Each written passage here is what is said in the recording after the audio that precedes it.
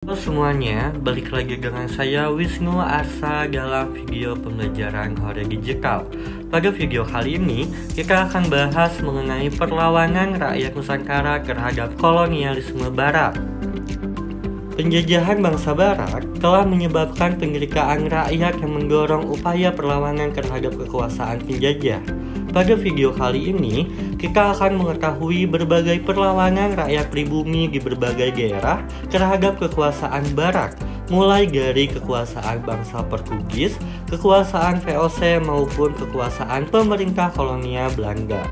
Nah, yang pertama kita akan bahas mengenai perlawanan rakyat pribumi terhadap kekuasaan Portugis. Peristiwa yang pertama, yakni adanya perlawanan Kesultanan Aceh terhadap Portugis.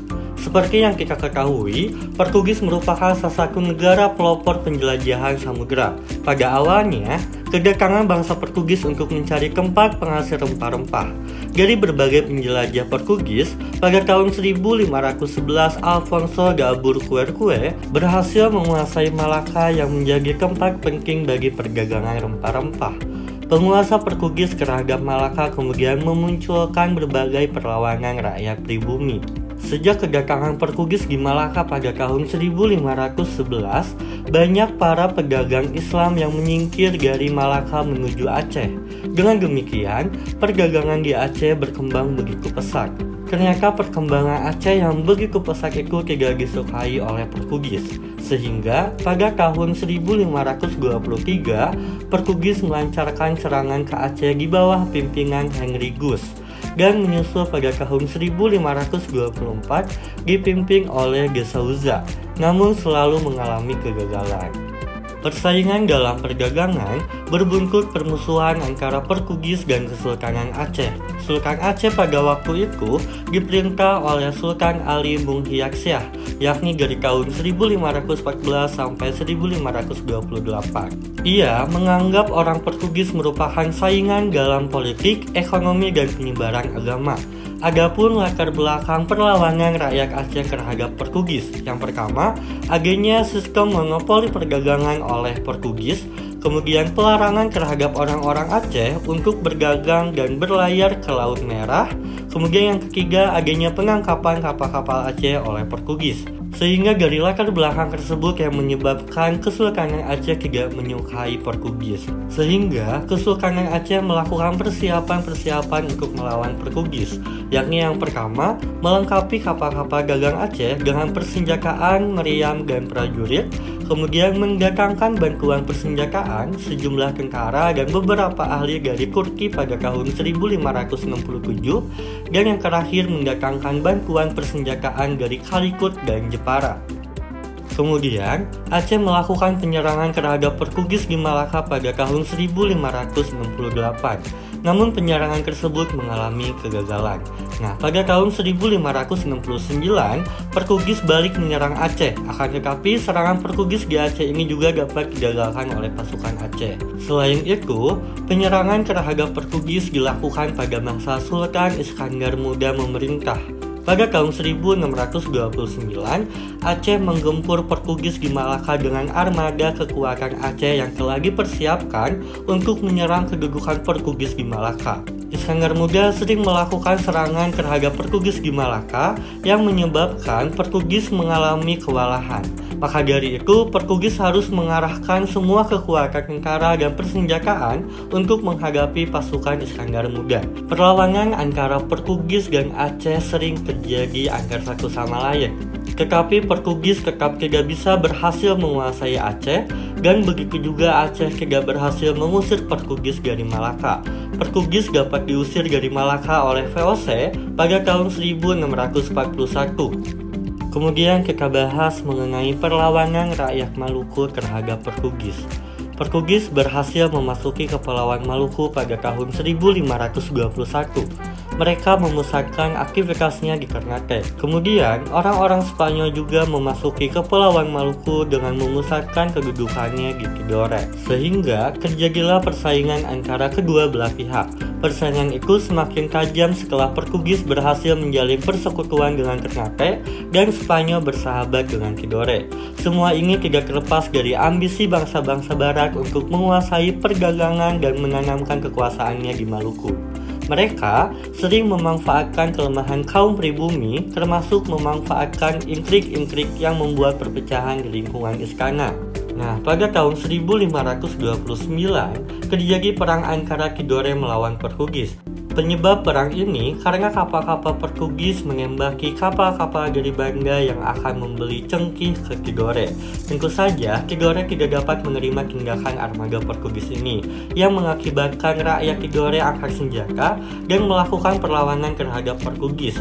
Dalam perlawanan ini, Portugis mendapatkan dukungan dari Ternate dan Bacan, dan pada akhirnya Portugis mendapatkan kemenangan. Nah, dengan kemenangan ini, Portugis menjadi semakin sombong dan sering berlaku kasar terhadap penduduk Maluku. Dan juga upaya monopoli perdagangan terus dilakukan oleh Portugis. Sementara itu, konflik dan persaingan antara Portugis dan Spanyol di Maluku ini harus segera diakhiri dengan mengingat kesepakatan pada perjanjian Tordesillas yang sudah saya jelaskan di video sebelumnya. Maka diadakan perjanjian damai antara Portugis dan Spanyol. Perjanjian damai ini dilaksanakan di Saragossa pada tahun 1529, sehingga perjanjian ini disebut dengan Perjanjian Saragossa.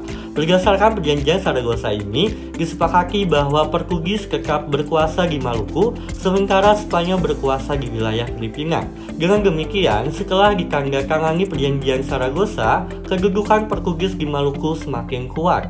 Portugis semakin berkuasa untuk memaksa kehendaknya melakukan monopoli perdagangan rempah-rempah di Maluku. Kedudukan Portugis ini juga semakin mengancam kedaulatan kerajaan-kerajaan yang ada di Maluku. Pada tahun 1565, muncul perlawanan rakyat Ternate di bawah pimpinan Sultan Hairun.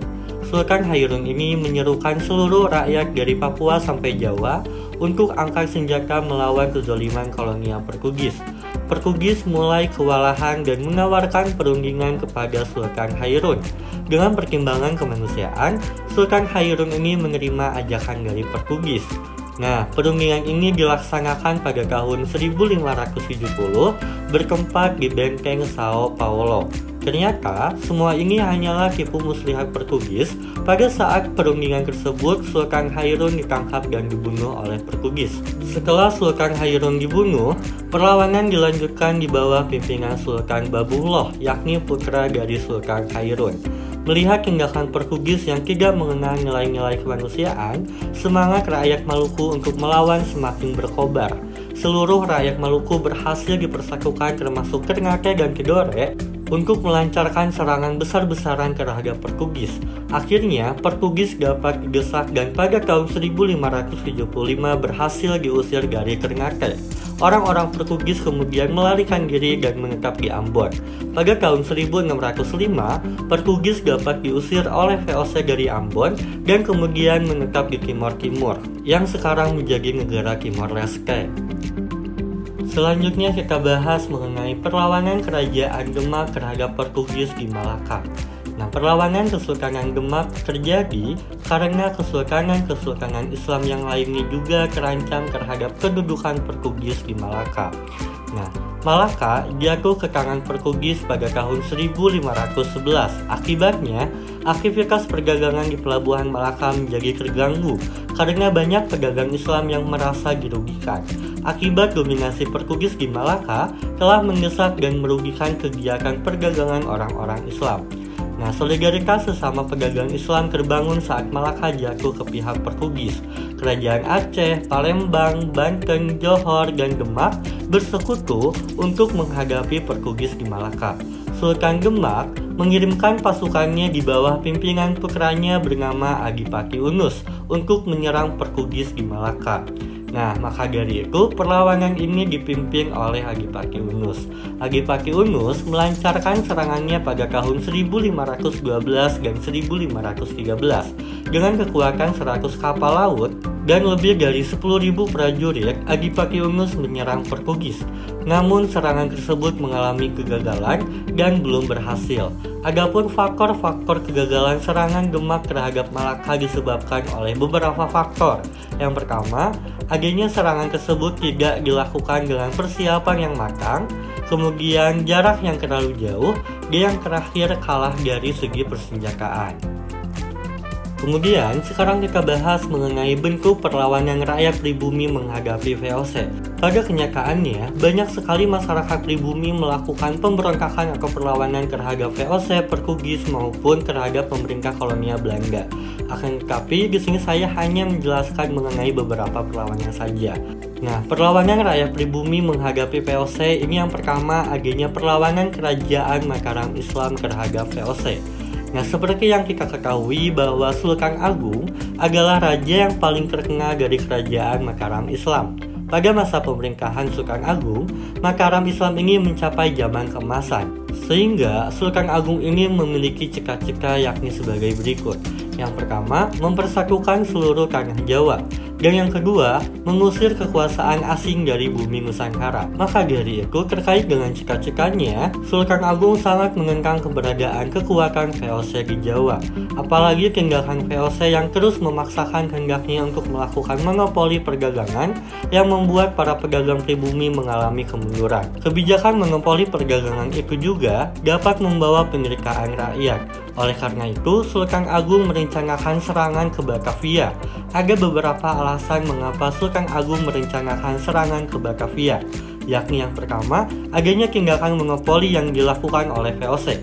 Kemudian, VOC sering menghalang-halangi kapal-kapal dagang Mataram yang akan berdagang ke Malaka.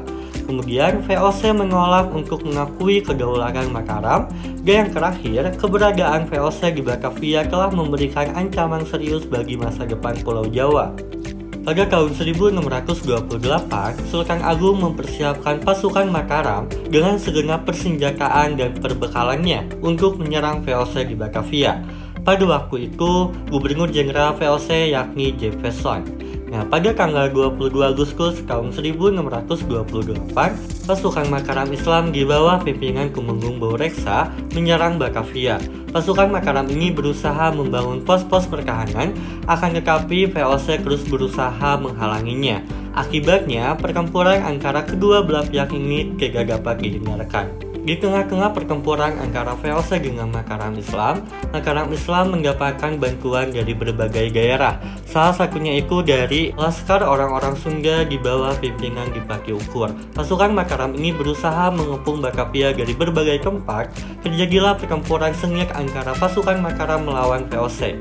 Akan tetapi, pasukan VOC ini memiliki senjata yang lebih unggul dibandingkan Mataram Islam yang mengakibatkan Mataram Islam kalah melawan VOC. Tumenggung Baureksa gugur dalam pertempuran tersebut. Dengan demikian, serangan tentara Sultan Agung pada tahun 1628 itu belum berhasil. Sultan Agung masih belum menyerah melawan VOC di Batavia, sehingga Sultan Agung mempersiapkan penyerangan kedua kalinya untuk kembali ke Batavia mengalahkan VOC. Nah, belajar dari kekalahan terdahulu, Sultan Agung meningkatkan jumlah kapal dan senjata. Ia juga membangun lumbung-lumbung beras untuk persediaan bahan makanan seperti di Tegal dan di Cirebon. Tahun 1629, pasukan Mataram ini diberangkatkan menuju Batavia. Penyerangan yang kedua ini dipimpin oleh Tumenggung Singaranu. Ternyata informasi persiapan pasukan Mataram diketahui oleh VOC, sehingga dengan segera VOC mengirimkan kapal-kapal perang untuk menghancurkan lumbung-lumbung yang dipersiapkan pasukan Mataram. Di Tegal, tentara VOC berhasil menghancurkan 200 kapal Mataram, 400 rumah penduduk, dan sebuah lumbung beras. Pasukan Mataram pantang mundur, dengan kekuatan pasukan yang ada terus berusaha mengepung Batavia. Pasukan Mataram berhasil mengepung dan menghancurkan benteng Hollandia. Pada saat pengepungan benteng Bommel, adanya berita bahwa Jefferson meninggal. Peristiwa ini terjadi pada tanggal 21 September tahun 1629. Dengan semangat juang yang tinggi, pasukan Mataram terus melakukan penyerangan.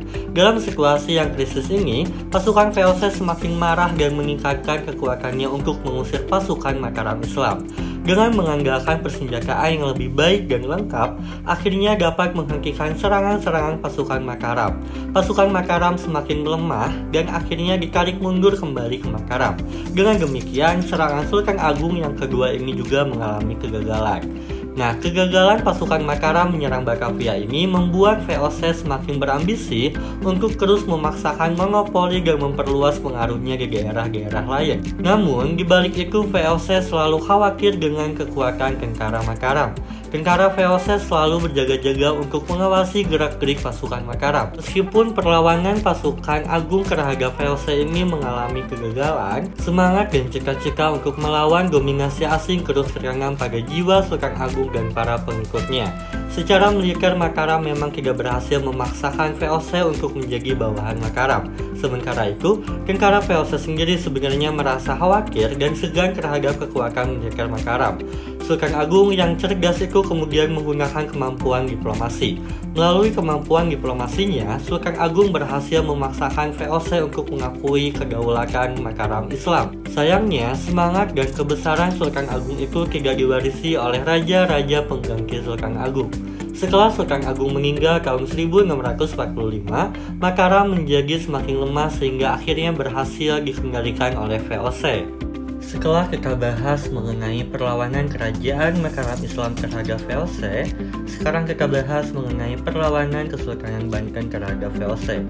Nah, Banten memiliki posisi yang sangat strategis sebagai bandar perdagangan internasional.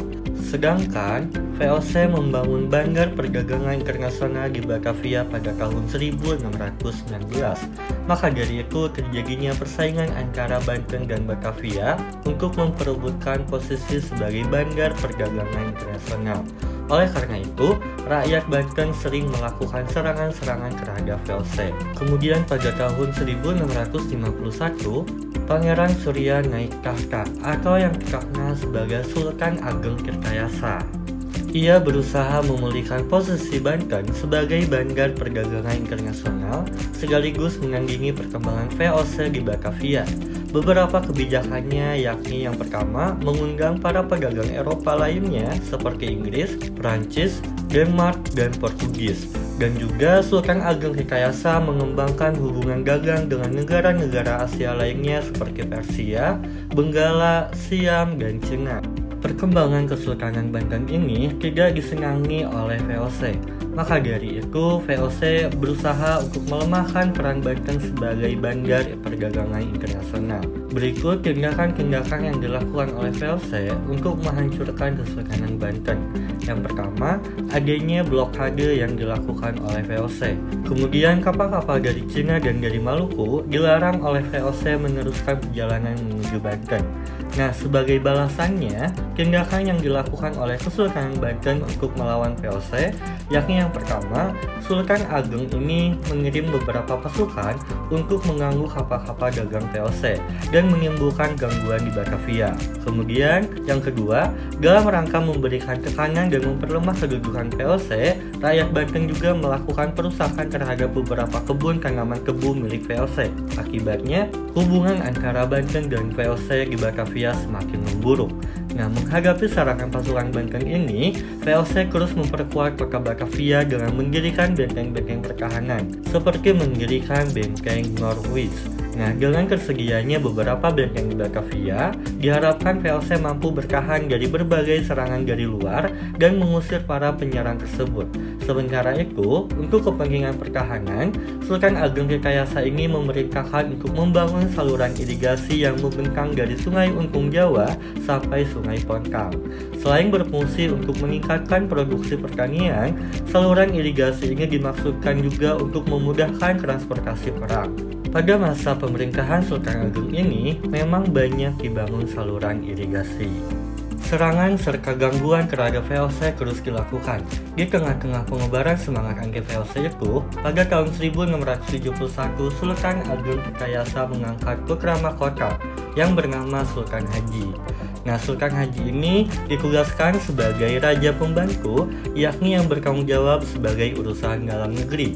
Sedangkan Sultan Ageng Tirtayasa bertanggung jawab sebagai urusan luar negeri, dibantu putra lainnya bernama Pangeran Arya Purbaya. Ternyata pemisahan urusan pemerintahan ini didengar oleh VOC, sehingga VOC melakukan politik divide et impera atau yang dikenal sebagai politik adu domba antara Sultan Haji dengan Sultan Ageng Kertajasa. VOC ini menghasut Sultan Haji agar urusan pemerintahan di Kesultanan Banten tidak dipisah-pisah dan jangan sampai kekuasaan jatuh ke tangan Arya Purbaya. Maka dari itu, hasutan dari VOC ini sempat dicurigai oleh Sultan Haji. Nah, kemudian juga tanpa khawatir, Sultan Haji menerima ajakan VOC untuk bekerja sama dan menghancurkan kekuasaan Sultan Ageng Kertajasa dan Arya Purbaya.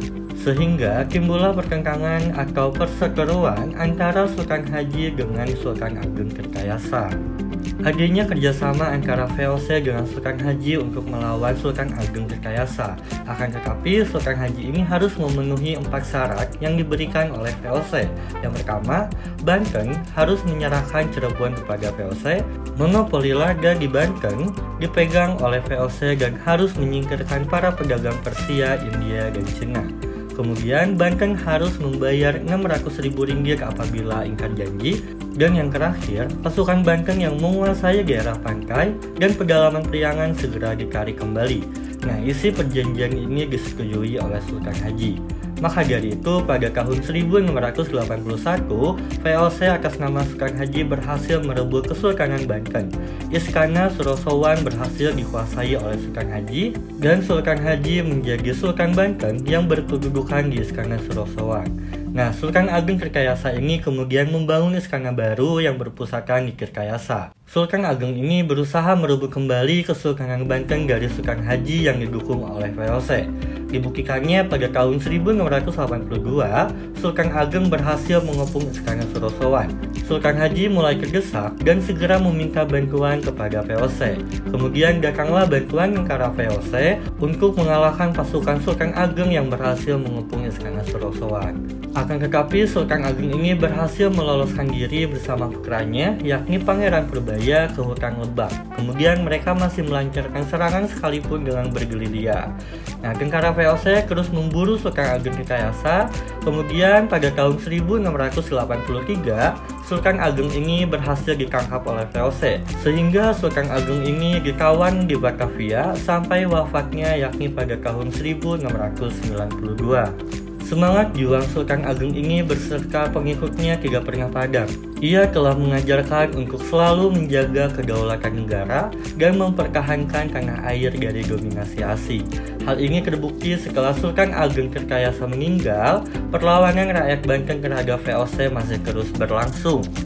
Nah, kemudian sekarang kita bahas mengenai perlawanan Kesultanan Goa terhadap VOC. Kerajaan Goa merupakan salah satu kerajaan yang sangat terkenal di Nusantara. Pusat pemerintahannya berada di Sombaopu yang sekaligus menjadi pelabuhan kerajaan Goa. Sombaopu senantiasa terbuka untuk siapa saja. Banyak para pedagang asing yang tinggal di kota tersebut, misalnya orang Inggris, Demak, Portugis, dan Belanda. Mereka diizinkan membangun loji di kota itu. Goa anti terhadap tindakan monopoli perdagangan, karena masyarakat Goa ingin hidup merdeka dan bersahabat kepada siapa saja tanpa adanya hak istimewa. Masyarakat Goa senantiasa berpegang teguh pada prinsip hidupnya, yakni tanahku terbuka bagi semua bangsa. Tuhan menciptakan tanah dan laut, tanah dibagikannya untuk semua manusia, dan laut adalah milik bersama. Nah, dengan prinsip keterbukaan itu, maka Goa cepat berkembang. Makassar dengan pelabuhan Sombaopu memiliki posisi yang strategis dalam jalur perdagangan internasional. Pelabuhan Sombaopu telah berperan sebagai bandar perdagangan tempat persinggahan kapal-kapal dagang dari timur ke barat maupun dari barat ke timur. Sebagai contoh, kapal-kapal pengangkut rempah-rempah dari Maluku yang berangkat ke Malaka sebelumnya singgah dulu di bandar Sombaopu.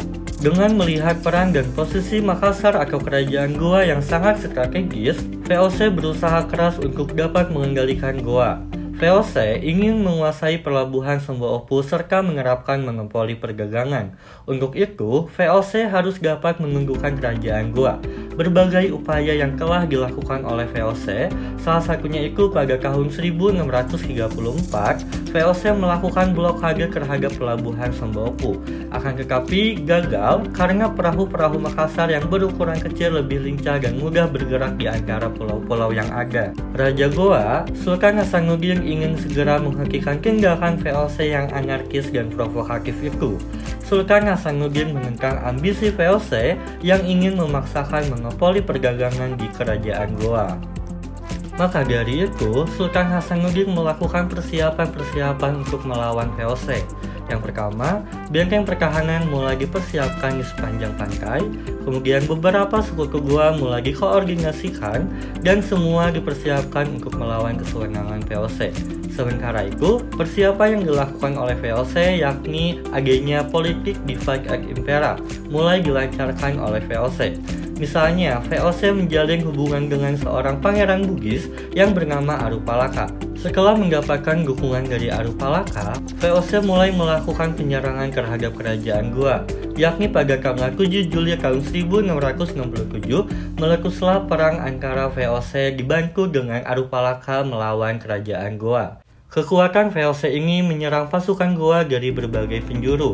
Beberapa serangan VOC berhasil ditahan oleh pasukan Hasanuddin.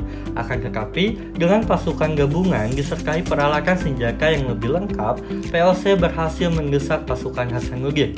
Benteng pertahanan tentara Goa ini dibombardir oleh pasukan Arupalaka dan pasukan VOC. Maka dari itu, hal ini ditandai dengan adanya kemenangan VOC atas kerajaan Goa. Nah, Hasanuddin ini dipaksakan untuk menandatangani perjanjian Bongaya pada tanggal 18 November tahun 1667. Nah, perjanjian Bongaya ini terdapat 3 poin. Yang pertama, Goa harus mengakui hak monopoli VOC. Kemudian, semua orang barat kecuali Belanda harus meninggalkan wilayah Goa. Dan yang terakhir, Goa harus membayar biaya perang. Akan tetapi, Sultan Hasanuddin tidak ingin melaksanakan perjanjian tersebut karena isi perjanjian itu bertentangan dengan semboyan masyarakat Goa. Pada tahun 1668, Sultan Hasanuddin mencoba melakukan perlawanan kembali terhadap VOC. Akan tetapi, perlawanan ini segera dapat dipadamkan oleh VOC. Bahkan, benteng pertahanan rakyat Goa jatuh dikuasai oleh VOC. Nah, benteng ini bernama Benteng Rotterdam. Dengan sangat terpaksa, Sultan Hasanuddin harus melaksanakan isi perjanjian Bongaya. Dengan ditandatanganinya perjanjian tersebut, VOC berhasil mengendalikan peran politik kerajaan Goa. Akan tetapi, VOC tidak mampu mengendalikan dan memaksakan monopoli perdagangan di kerajaan Goa. Masyarakat Goa tidak menghiraukan monopoli yang dipaksakan oleh VOC. Dengan prinsip bebas berdagang, mereka menyeludup ke berbagai kota dan pelabuhan untuk berdagang termasuk perdagangan rempah-rempah di Maluku. Artinya VOC gagal dalam mengendalikan perdagangan yang dilakukan di kerajaan Goa. Nah, setelah kita bahas mengenai perlawanan rakyat Nusantara terhadap kekuasaan VOC, selanjutnya kita bahas mengenai perlawanan rakyat Nusantara terhadap pemerintah kolonial Belanda. Ambisi pemerintah kolonial Belanda untuk menguasai seluruh Nusantara telah memunculkan reaksi perlawanan dari rakyat pribumi terhadap kekuasaan Belanda. Perlawanan-perlawanan dari rakyat pribumi ini muncul di berbagai daerah, mulai dari Aceh hingga Maluku. Akan tetapi, pada video kali ini saya hanya menjelaskan 2 peristiwa saja, yaitu peristiwa Perang Pagri dan peristiwa Perang Diponegoro. Nah, yang pertama kita bahas mengenai peristiwa Perang Pagri. Perang Pagri merupakan sebuah peristiwa sejarah yang melibatkan kelompok ulama yang disebut dengan kaum Pagri dengan kelompok adat di kawasan kerajaan Paguruyung, yakni di daerah Sumatera Barat. Perang Pagri ini terjadi dari tahun 1803 sampai 1838. Pada mulanya, Perang Pagri ini disebabkan karena adanya perbedaan prinsip mengenai ajaran agama antara kaum Pagri dengan kaum adat. Kaum Pagri merupakan kelompok ulama yang ingin mengubah kebiasaan-kebiasaan buruk yang ada di masyarakat kaum adat. Sedangkan kaum adat merupakan sekelompok orang yang sering melakukan tindakan-tindakan di luar agama Islam, seperti berjudi, sambung ayam, minum keras, dan masih banyak lagi yang di luar syariat agama Islam. Sebelum adanya pertentangan antara kaum Pagri dengan kaum adat, sudah terjadinya perundingan antara kaum Pagri dengan kaum adat. Akan tetapi kaum adat tidak merespon tindakan-tindakan yang sudah dilakukan oleh kaum Pagri. Meskipun kaum adat sudah berjanji terhadap kaum Pagri akan meninggalkan kebiasaan-kebiasaan tersebut, namun nyatanya mereka masih tetap menjalankannya. Dari hal tersebut yang membuat kaum Pagri marah dan melakukan perlawanan terhadap kaum adat. Nah, perlawanan yang dilakukan oleh kaum Pagri dan kaum adat ini mulai pada tahun 1803, serta puncak perang saudara ini terjadi pada tahun 1815. Nah, kaum Pagri ini dipimpin oleh Harimau Nan Salapan yang terdiri dari beberapa tokoh, sementara kaum adat ini dipimpin oleh Sultan Arifin Muningsyah. Serangan yang dilakukan oleh kaum Pagri mengakibatkan Sultan Arifin Muningsyah, yakni pemimpin dari kaum adat, terpaksa menyingkir dan melarikan diri dari ibu kota kerajaan, dan kaum Pagri berhasil menekan kaum adat. Kepemimpinan Harimau Nan Salapan ini hampir membawa kaum Pagri kepada kemenangan dalam perang tersebut. Pada tahun 1821, kaum adat yang mulai terdesak ini meminta bantuan terhadap pemerintah kolonial Belanda untuk melawan kaum Pagri. Nah, pada tanggal 4 Maret tahun 1822, pasukan Belanda ini berhasil memukul mundur kaum Pagri keluar dari kerajaan Pagaruyung. Pada perkembangan berikutnya, terjadilah perlawanan-perlawanan yang dilakukan oleh kaum Pagri dengan kaum adat yang dibantu oleh pemerintah Belanda. Hingga pada tanggal 15 November tahun 1825, adanya perjanjian antara kaum adat dengan kaum Pagri. Nah, perjanjian ini disebut dengan perjanjian Masang, yaitu periode gencatan senjata yang disepakati antara pasukan Belanda dengan kaum Pagri yang dipimpin oleh Tuanku Imam Bonjol. Pemerintah Hindia Belanda setuju dengan adanya gencatan senjata yang dilakukan oleh kaum Pagri. Hal ini dikarenakan pada saat itu posisi pemerintah Hindia Belanda tengah kewalahan karena menghadapi berbagai perang baik di daerah Eropa maupun di Pulau Jawa. Di Pulau Jawa itu sedang terjadinya perang Diponegoro. Nah, selama periode gencatan senjata inilah Tuanku Imam Bonjol mencoba memulihkan kekuatan dan merangkul kembali kaum adat, sehingga adanya kesepakatan antara kaum adat dengan kaum Pagri, yang artinya adat Minangkabau berlandaskan kepada agama Islam dan agama Islam berlandaskan kepada Al-Quran, dan menjadi puncak revolusi Islam dalam adat Minangkabau. Kemudian setelah berakhirnya perang Diponegoro mengembalikan kekuatan Belanda yang kembali mencoba untuk menundukkan kaum Pagri. Pemerintah Hindia Belanda ingin menguasai perkebunan kopi di kawasan pedalaman Minangkabau. Kemudian pada tanggal 11 Januari tahun 1833, kaum Pagri dan kaum adat yang telah bersatu melakukan penyerangan ke beberapa tempat pertahanan Belanda. Kemudian Belanda yang menyadari keadaan itu telah berubah kemudian mengeluarkan plakat panjang yang berisikan pernyataan bahwa kedatangan Belanda ke Minangkabau tidak bermaksud untuk menguasai negari tersebut, melainkan untuk melakukan perdagangan dan menjaga keamanan. Kemudian perlahan-lahan Belanda mulai menyusup dan melakukan penyerangan hingga pada tahun 1837. Benteng pertahanan Tuanku Imam Bonjol dapat dikuasai oleh Belanda. Bahkan, Tuanku Imam Bonjol berhasil ditipu dan ditangkap oleh Belanda. Kemudian Tuanku Imam Bonjol tersebut ditangkap oleh Belanda dan dibuang ke Cianjur. Kemudian diasingkan ke daerah Ambon dan akhirnya ke daerah Lotak, yakni di daerah Minahasa, dan meninggal dunia pada tanggal 8 November tahun 1894. Jadi intinya perang Pagri ini terjadi 3 fase. Fase yang pertama perlawanan antara kaum Pagri dengan kaum adat. Kemudian fase kedua perlawanan antara kaum Pagri dengan kaum adat, akan tetapi kaum adatnya itu dibantu oleh Belanda. Dan fase ketiga perlawanan antara kaum Pagri dengan kaum adat yang sudah bersatu melawan kolonial Hindia Belanda. Nah, sekarang kita bahas mengenai perang Diponegoro yang terjadi pada tahun 1825 sampai 1830. Perlawanan terbesar di Pulau Jawa pada abad ke-19 Masehi terhadap Belanda ialah perlawanan Pangeran Diponegoro. Perlawanan tersebut dikenal sebagai Perang Jawa atau Perang Diponegoro. Nah, ada beberapa faktor yang menyebabkan terjadinya Perang Jawa ini atau Perang Diponegoro ini. Nah, terbagi menjadi 2 sebab, yakni yang pertama itu ada sebab umum. Sebab umum yang pertama, daerah kekuasaan raja-raja di Jawa Tengah, yakni di Mataram Islam, semakin sempit. Kemudian para bangsawan berkurang penghasilannya sebab daerah-daerah yang dahulunya dibagi-bagi kepada para bangsawan diambil alih oleh pemerintah Belanda. Yang ketiga, adanya penderitaan rakyat akibat kerja paksa, pajak tinggi, dan yang lain sebagainya. Kemudian yang keempat, Belanda ikut campur dalam urusan internal kerajaan Mataram. Dan yang terakhir, adanya pengaruh kehidupan barat masuk ke dalam kehidupan istana. Nah, kemudian sebab khususnya adanya pembuatan jalan yang melewati tanah makam leluhur Pangeran Diponegoro.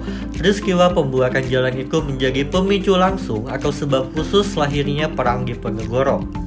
Dalam perjuangan tersebut, Pangeran Diponegoro menggunakan strategi gerilya dan juga menggunakan langkah-langkah yang sangat jitu, yakni dengan menyerukan kepada rakyat Mataram untuk berjuang bersama-sama dalam menentang koloni yang dengan jelas menindas rakyat Mataram Islam. Nah, seruan itu kemudian disebarluaskan di seluruh tanah Mataram, khususnya di Jawa Tengah, dan mendapatkan beberapa dukungan dari berbagai pihak. Akhirnya, dengan adanya dukungan atau seruan yang dilakukan oleh Pangeran Diponegoro, terjadilah pertempuran antara Pangeran Diponegoro dengan pemerintah Belanda. Pada awalnya, pasukan Belanda kewalahan menghadapi pasukan Diponegoro selama bertahun-tahun lamanya. Dalam beberapa pertempuran, pasukan Belanda selalu kalah. Hal ini yang membuat pasukan Belanda mendapatkan bantuan dari pasukan Belanda di daerah yang lain. Akibatnya, pasukan Diponegoro banyak yang menderita kekalahan dan gugur di medan perang. Pada tahun 1827, Belanda mendatangkan bantuan dari Sumatera dan Sulawesi. Kemudian, Jenderal Van de Kolk menerapkan strategi perang benteng Scassel. Strategi ini berhasil mempersempit ruang gerak pasukan Diponegoro. Banyak pemimpin pasukan Pangeran Diponegoro gugur dan tertangkap.